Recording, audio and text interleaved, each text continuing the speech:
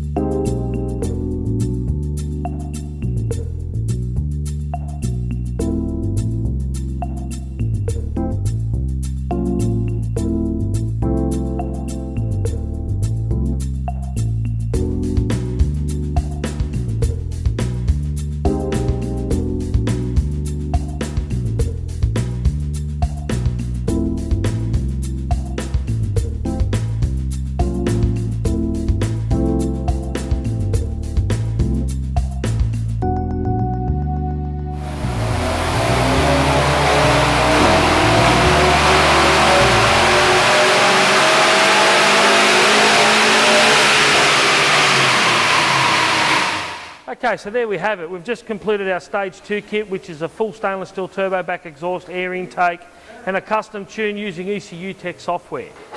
Okay, so as you can see here, this is a before run at 144.3 kilowatts and it's had an improvement from 144.93 right up to 193.5.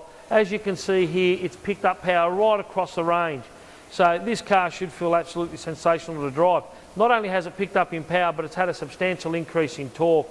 It's gone from about 3,800 newtons at the wheels up to 5,800 newtons at the wheels. So the torque alone is going to make this engine feel great to drive.